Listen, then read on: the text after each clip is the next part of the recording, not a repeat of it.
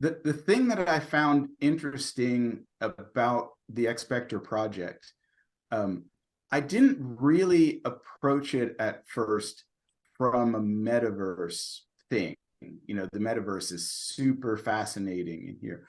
I really have been approaching everything about from the XRPL perspective. The metaverse to me, when I started talking to Dirk, is just a big, shiny excuse to be the Trojan horse for getting people to look at money and utilizing money. They're in a better way, a more empowering fashion. And I thought it's also a big, shiny excuse to throw away everything that I think is broken with the traditional World Wide Web. Hey everybody, it's Eddie from Tokyo. This is your cryptocurrency update from Japan, and that was former Ripple employee Bob Wei. He was one of the first handful to start at Ripple, and speaking about his role now and his vision of what a metaverse can be. We spoke for well over an hour, and I've got a little bit of editing to do. I'll bring it to you very soon, probably in some segments broken down into 10 and 15-minute videos. Today, as the market pulls back just a bit, the macroeconomic news is mixed, leaving some uncertainty, which the market just hates uncertainty. The debt ceiling is also approaching for the United States, so members of Congress are starting to voice their positions, and I would expect a lot more discussions this next week. In this video, we're going to see a shocking contrast between a person who is stuck in the past and one that is leading, well, trying to lead and move forward. Also, some are losing their blue checks on Twitter. It appears to be targeted at media.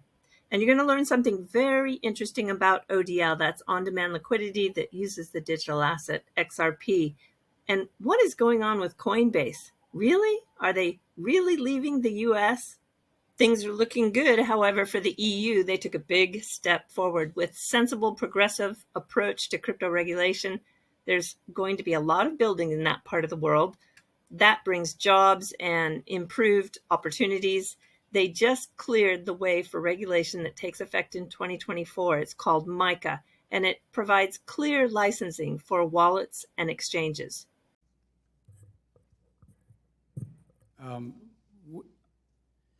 Sir, we have about a $2+ billion budget. Okay, so how much money have you spent doing that function? Our oversight of the capital markets, $2+ billion a year.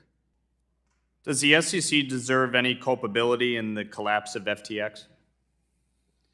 A number of entities in the crypto field are non-compliant with U.S. law as adopted by Congress over the years, and we're going to be a vigorous cop on the beat to help bring them into compliance. Respectfully, that's not what I asked. I said, does the SEC deserve any culpability for the collapse of FTX? Yes or no?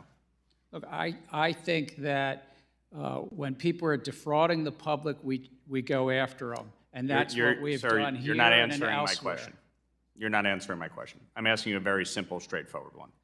Does the SEC deserve any culpability at all? I understand your question. I'm very proud of the SEC and its staff, and we will continue to pursue. So you don't believe the SEC deserves any culpability with respect to the collapse of FTX? Reclaiming my time, why didn't the SEC take action on FTX's alleged secret lending of at least $4 billion to Alameda Research?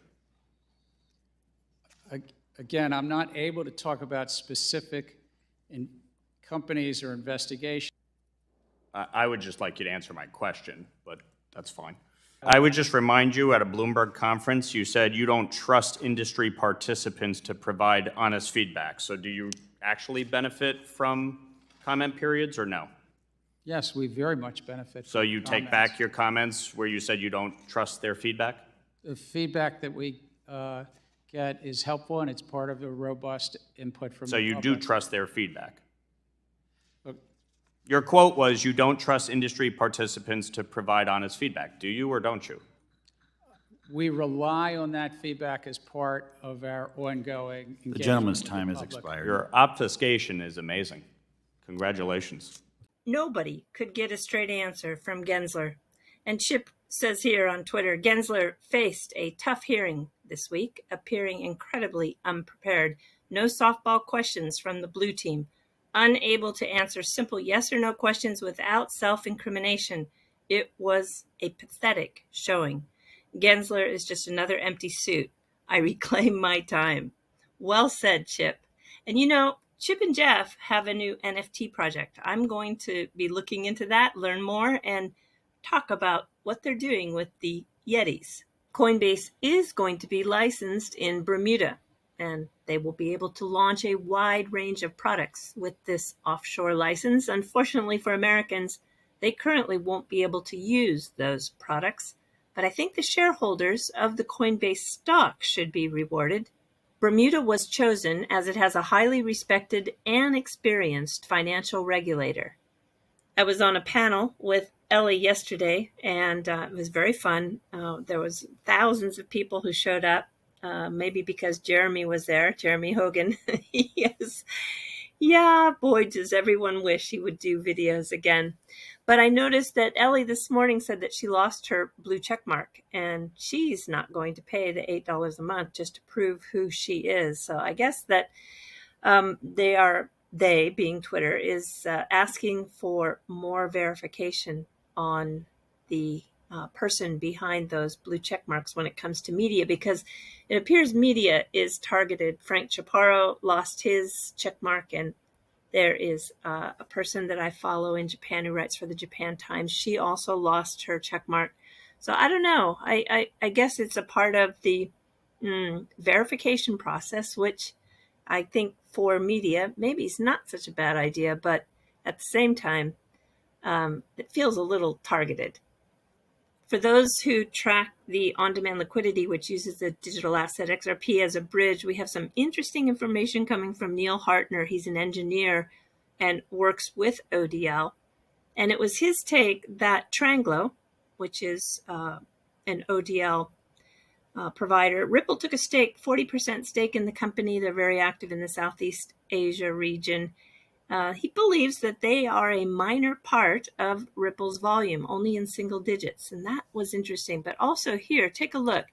In their market reports, it shows that Ripple buys back 90% of the XRP sold for all the on-demand liquidity sales. That was super interesting.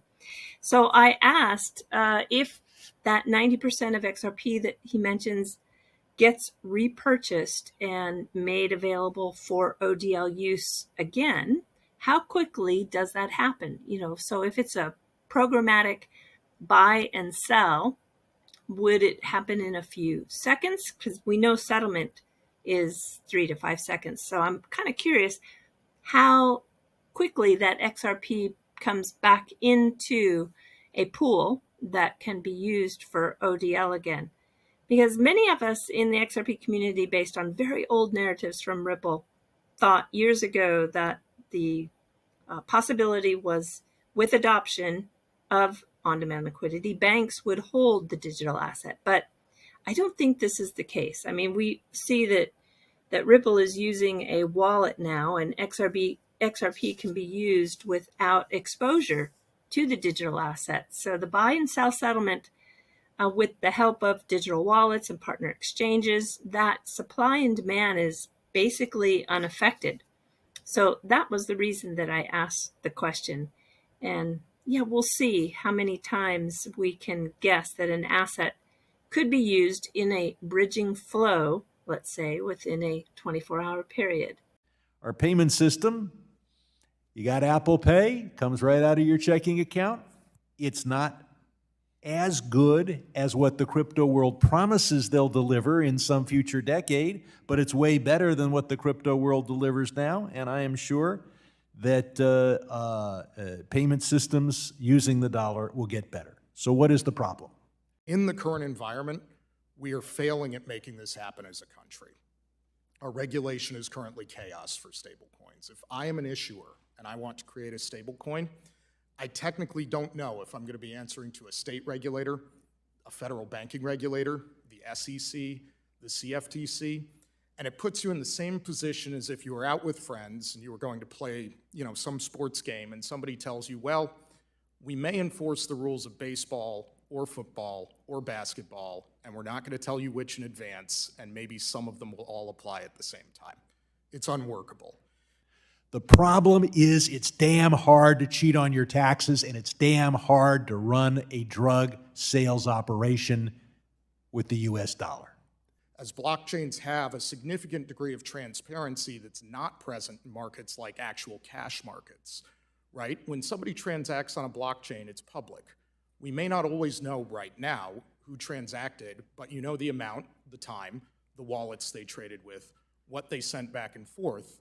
And with the richness of data, it's just a matter of time until you can identify the wallets. This is a huge data analysis tool to enforce our rules on the financial system that we are potentially giving away. We have a very good payment system. We have an excellent currency. The entire world tends to like the dollar. It's a good store of value, a good measure of value. Right now, over the past year, the biggest winner has been Tether. They are offshore. They don't work well with us. They facilitate some activity they probably shouldn't. But the chaos is leading that stablecoin to grow while others shrink. My God, other countries are moving forward with this, and we got to catch up with them. And what this means, and it pains me to say this as an American, is that things are moving offshore.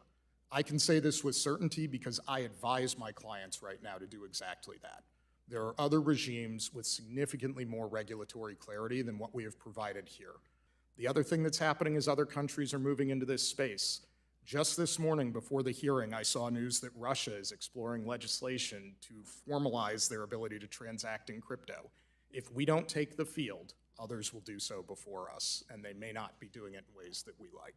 Because we've got Know Your Customer, and we've got anti-money laundering, and we need a payment system that meets the needs of the millions of Americans, or at least the hundreds of thousands of Americans who want to engage in major illegal activity. Where if you are a good actor who wants to comply with the law, who wants to do the right thing, you want to go there because you know you can do it with certainty. And this, it's bad for jobs. It's bad for the strength of the dollar. It's bad for our status as a reserve currency. It's particularly bad for national security. That's some pretty shocking contrast, isn't it? Well, I had hoped to bring you some of the take from Japan on the hearing with Gensler, but I have to tell you, it seems like nobody's interested. Japan wants to read more about the Lakers basketball player Hachimura, who recently scored 29 points in an outburst at the end of the game. He's just 25 years old and on fire. Rui was born in Japan. His father is from the Republic of Benin. It's a West African country. I'd love to hear the story, how his father got to Japan. Well, Rui, his first name means base or fortress, and it was given to him by his grandfather, who is a big baseball fan. And this is the kanji character for base. It's the same kanji character used in baseball, and this is the stroke order in which it is written. That is very strict. So we've got the first, the second, there's the third, fourth, fifth, then you come down, this would be sixth, this would be this way, seventh, and then eighth, ninth, 10th, 11th, and 12th. So it's a 12-stroke kanji, and there you go. All right, everybody, do take care. Sayonara for now. Bye-bye.